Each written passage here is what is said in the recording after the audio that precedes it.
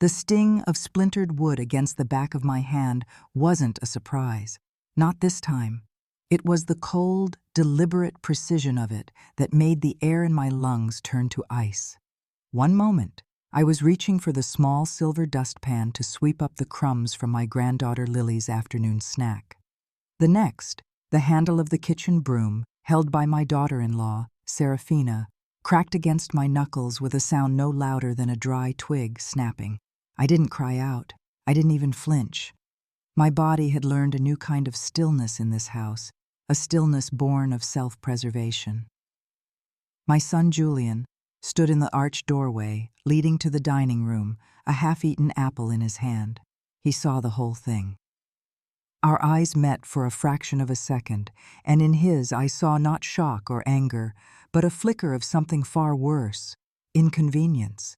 He took another bite of his apple, the crunch echoing in the sudden cavernous silence. "You really shouldn't call 911 for something like that, Mom," he said, his voice laced with a weary, practiced patience. "You know how upset Sarah gets when things are blown out of proportion."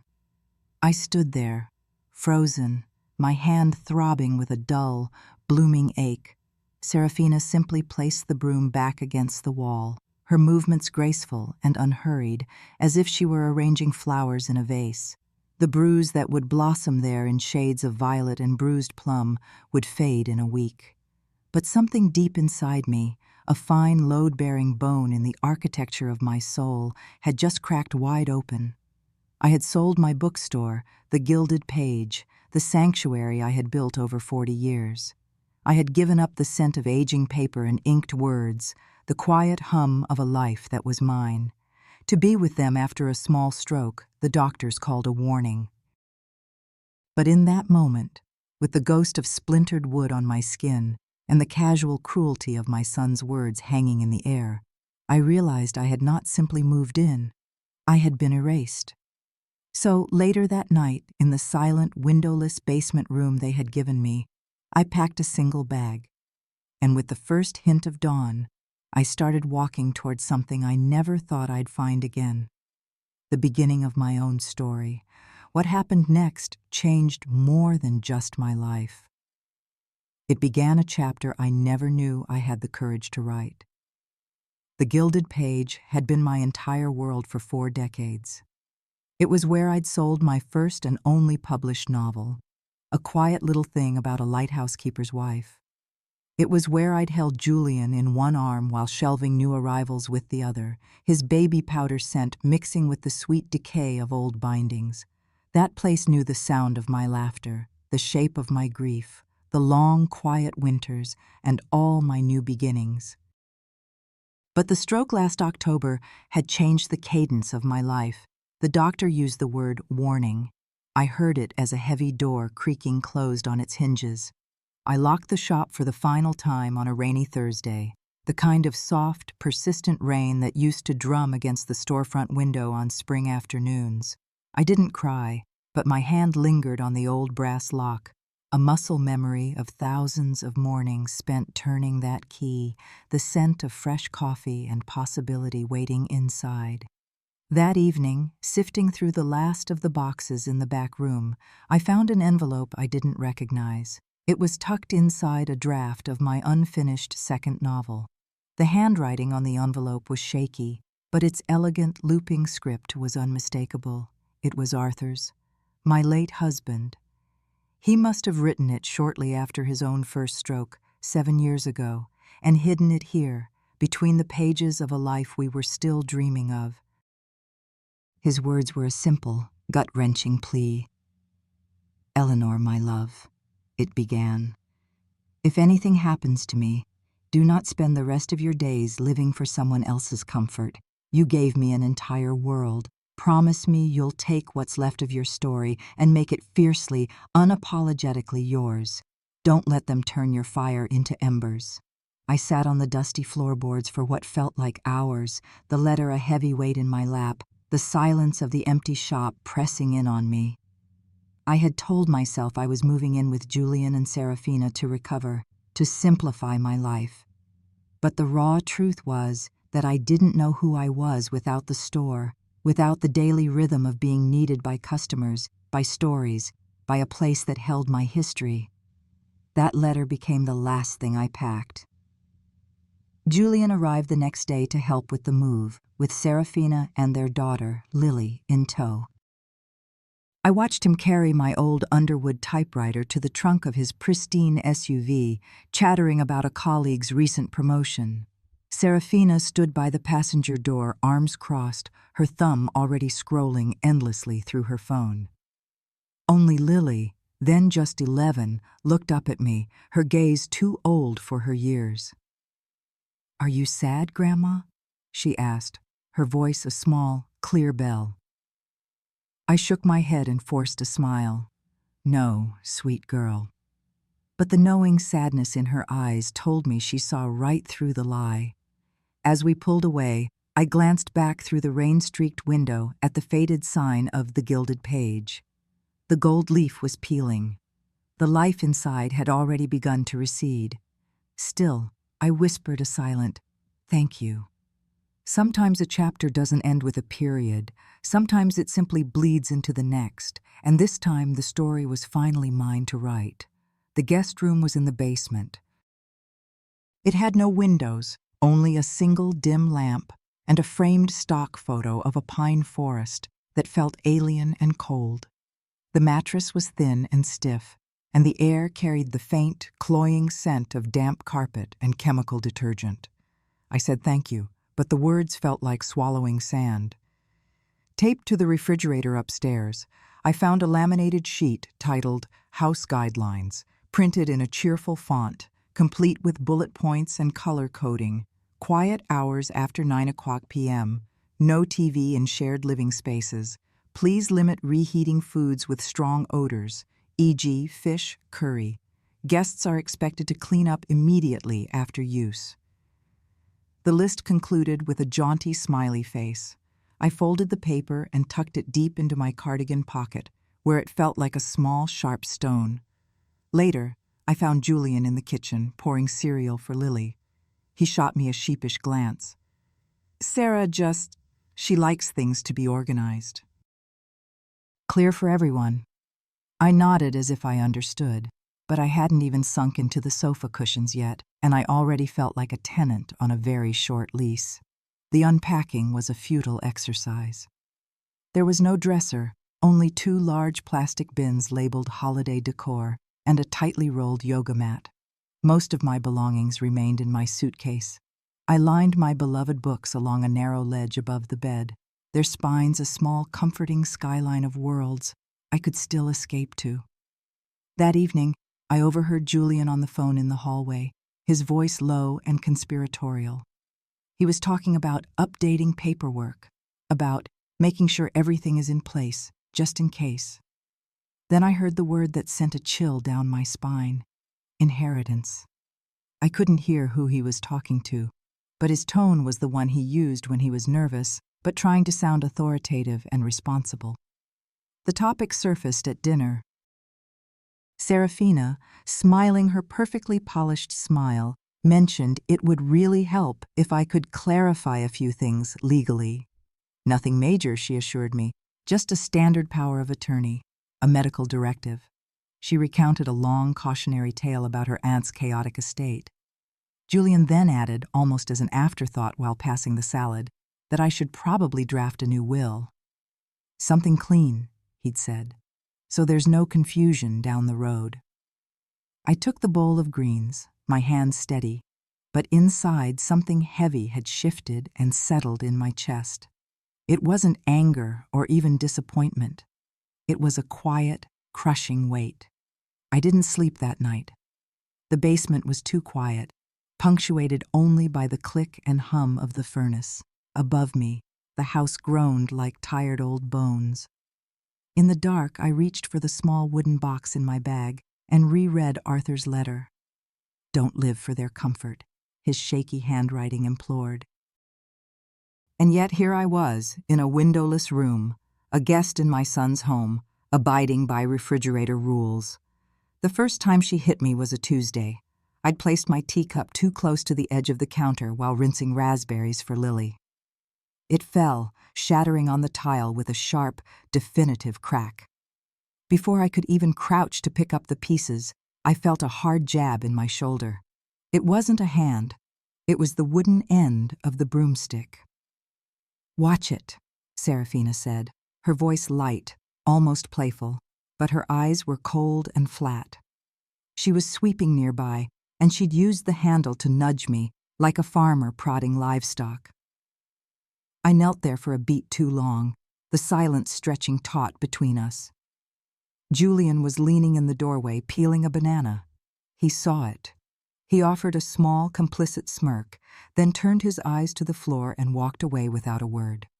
I swept up the broken porcelain and wiped the floor until it gleamed, long after it was clean. Later, I saw Lily halfway down the basement stairs, her small hand gripping the railing, her body frozen. She had seen it all. Our eyes locked in a shared, silent understanding. From upstairs, Serafina's cheerful voice called out, "Lily, come help with the laundry." Then, with a smile that never touched her eyes, she added for my benefit, "Grandma's just tired today, tripped over her own clumsy feet." Lily hesitated, her gaze still fixed on mine, before turning and retreating up the stairs, leaving a silence that was heavier than any sound.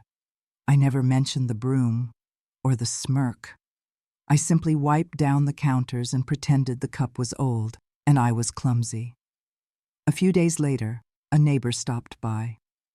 Serafina invited her in for coffee, and they sat in the living room, their laughter echoing as they discussed yoga retreats and private school admissions. When the neighbor asked how long I was visiting, Serafina answered before I could open my mouth. "Oh, Eleanor is such a great help. She keeps things running for us down there while we're so busy. Down there, not his mother, not a retired bookstore owner who had built a life from scratch. Just a quiet helper, tucked away in the basement." I smiled my public smile, the one you perfect after decades of biting your tongue for the sake of peace. But that night, in my journal, I wrote a single chilling line. They are not being cruel. They are being efficient, and I am being efficiently forgotten. The small, cream-colored envelope arrived tucked between a stack of junk mail. The handwriting belonged to Lily. Inside, a handmade card with glittery sunflowers drawn in crayon. "Dear Grandma," she had written in the careful cursive of a child trying to be grown up. "Thank you for always smelling like cinnamon and books. I miss reading with you. I read it 3 times. The simple, unconditional kindness of it, a balm on a wound I hadn't realized was so deep." Later that day, Julian called me upstairs for a family meeting. Serafina was already at the dining table, a professional-looking folder open before her. The scene felt staged, rehearsed. "Mom," Julian began, his tone artificially casual. "Sarah and I were thinking, that basement room really isn't good for your health. No sunlight, and those stairs aren't safe in the long run." Serafina chimed in, her voice smooth as silk. "We'd love for you to have the upstairs guest room. It has a view of the garden. It would be so much easier for Lily to visit you." She paused, letting the offer hang in the air before delivering the price. "We were just thinking, if you'd consider adding our names to the deed of the house, it would simplify things, for estate purposes. That way, if anything happened, there wouldn't be any stressful paperwork for Julian." She nudged the folder towards me. I didn't touch it. I looked past her to the tulips blooming in the garden. They were the same brilliant yellow as the ones Arthur and I used to plant in front of the gilded page.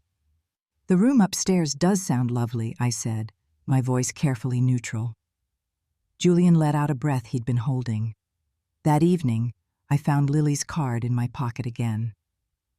"Thank you for always smelling like cinnamon." I thought about kindness without transaction, love without a contract. I opened the old trunk in the corner of my room and found the draft of Arthur's will. My name was there, beside the words, "Sole Inheritor." Tucked inside was a faded sticky note in his handwriting. "If they ever make you feel small, Eleanor, you get back up and you write the ending yourself. The upstairs room might have sunlight, but the price was my independence, my history, my name. I had spent enough of my life paying for space that should have been freely given. And then came the second time with the broom. The time I could not pretend away.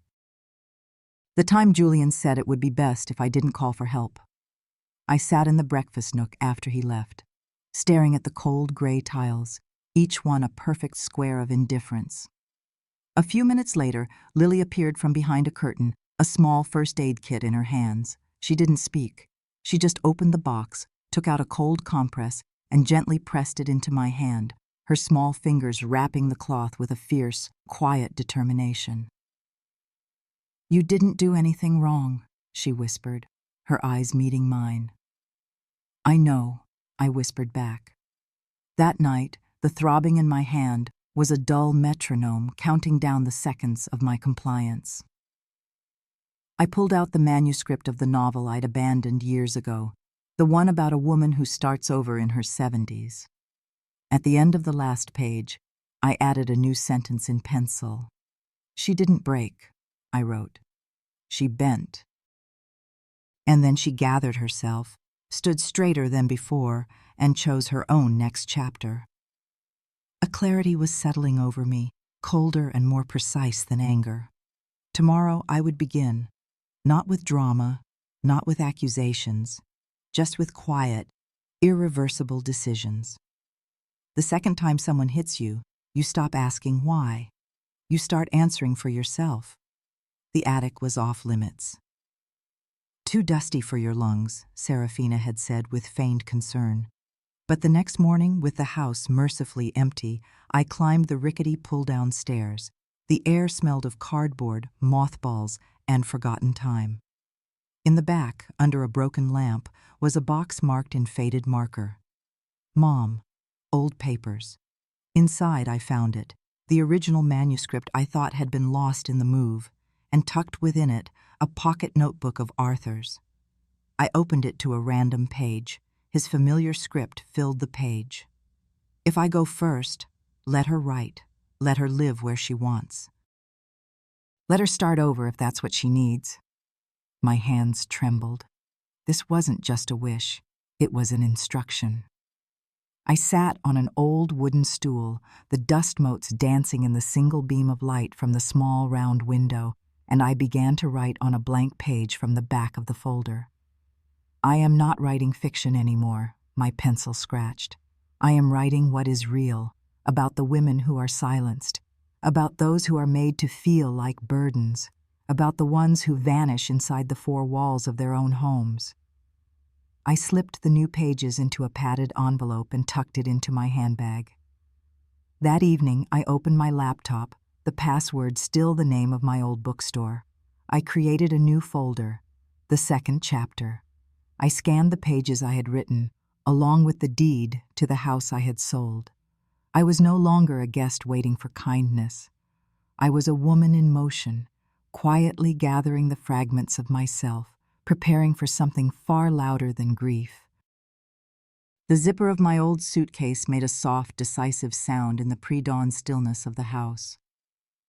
I moved through the sleeping home like a ghost, every movement deliberate. I wrote no note. They had made their story clear. It was time to write mine.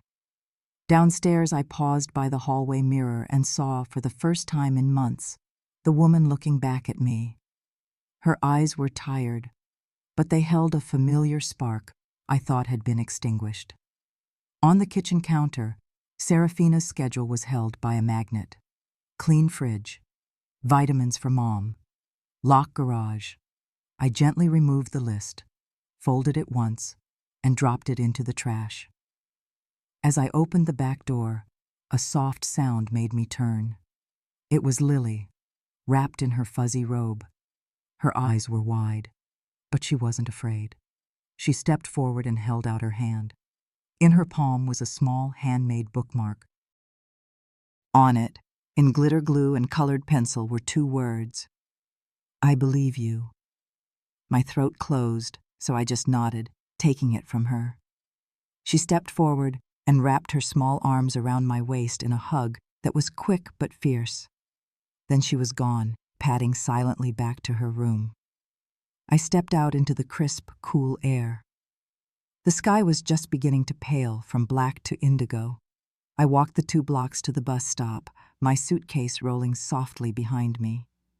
On the bus, I sat by the window and pulled out the envelope with my new pages. I added Lily's bookmark. It felt like a compass. As the bus turned out of the neighborhood, I looked back once, not to mourn, but to mark it as done.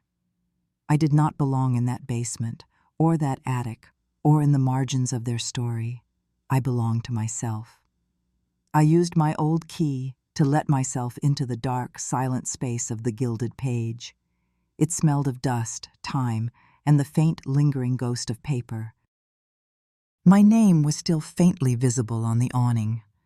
I stood in the center of the empty space, my suitcase at my side, and for the first time in a very long time, I breathed. This was not a return. It was a beginning. The first week was a blur of cleaning. I washed the windows until the morning light streamed in, illuminating the dust in brilliant shafts. Under a pile of old receipts, I found the original business license, my name still printed clearly as the proprietor. It felt like shaking hands with my younger self. I set up a small card table near the entrance with a coffee pot and a simple sign: free coffee, free ideas. A few older women from the neighborhood poked their heads in, curious. I told them it wasn't reopening as a store. Not exactly. Some stayed for coffee and we talked. One Sunday, I called Leanne Park, an attorney who had been a customer years ago. She was the one who had advised me to wait, to take my time before selling the store after Arthur died. We met at my small table. I didn't have to explain much. I told her I wanted to build a foundation, a space for women, especially older women, who had been silenced, ignored, or made to feel invisible. A place to give them tools, legal guidance, workshops on estate planning, support groups for survivors of emotional and financial abuse. A place where their voice didn't have to be loud to be heard. Leanne listened, then leaned back and smiled. "I'll help," she said. "Pro bono. On one condition. You don't give up halfway."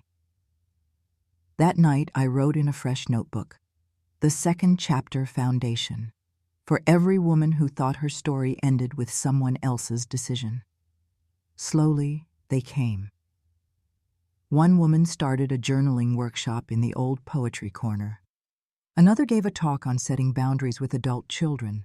I set up a small donation jar, not for money, but for stories. Anonymous scraps of paper began to appear.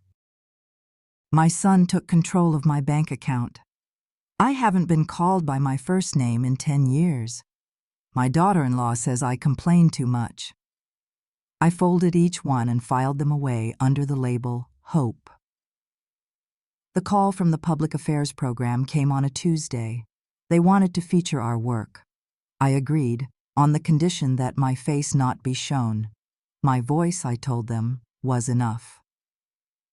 The segment aired on a quiet Thursday evening. Within hours, the phone began to ring. Women from all over the state. "I thought I was the only one," a shaky voice said on the voicemail. "I didn't know I was allowed to say no," said another. The foundation's new website crashed from the traffic. Back in the house with the windowless basement, Serafina paced the living room, the remote clutched in her hand. A blurry shot of the foundation's storefront filled the screen as my voice told a story, not my story by name, but one she recognized in every chilling detail. "She's trying to make us look like monsters," she hissed at Julian. He didn't answer.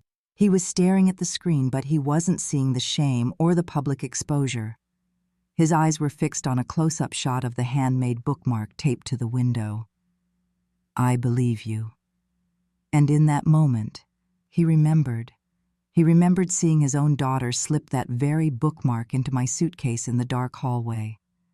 He rose without a word and left the room. The calls from Julian started a few days later. He left one voicemail. He hoped I was safe. Lily missed me. Maybe we could get lunch. I never called back. The clarity I had fought so hard for was too precious to risk. My days were filled with purpose. There was Angela, a retired teacher whose son had convinced her to sign over her apartment and was now sleeping on a friend's couch. There was Unji, who had flown from Korea to care for her son's family, only to be told she was a prisoner in their home, her passport locked away. We spent an entire afternoon with a volunteer translator, contacting a shelter, printing forms, helping her find a voice she thought she'd lost. When we finished, she placed her hand on mine and whispered the only 2 English words she knew clearly: "Thank you." One afternoon, Leanne handed me a small envelope with no return address. Inside was a booklet made of folded paper, stapled together. On the cover, in uneven blue ink, Chapter 1.5 by Lily. It was a series of short paragraphs and small sketches. She wrote about the house, feeling cold after I left, about her mother calling me dramatic, about how that didn't feel true. At the bottom of the last page was a drawing of the bookmark. Next to it, she had written, "I still believe you." It was proof, a single thread of hope, proving that my story had reached someone who mattered. I sent her back a fresh notebook and a short letter. "Keep writing," I told her. "Not for anyone's approval. Just because your voice matters." The bell above the shop door chimed late one afternoon, the sunlight spilling across the worn floorboards. I looked up from a box of donated books. It was Lily. She was taller, but her eyes were the same. She walked right up to me and opened her palm. Inside was the original bookmark. "I kept it," she said simply. "I thought maybe one day I could give it back." I knelt and opened my arms, and she stepped into them. There were no dramatic speeches, just the quiet, solid weight of her hug.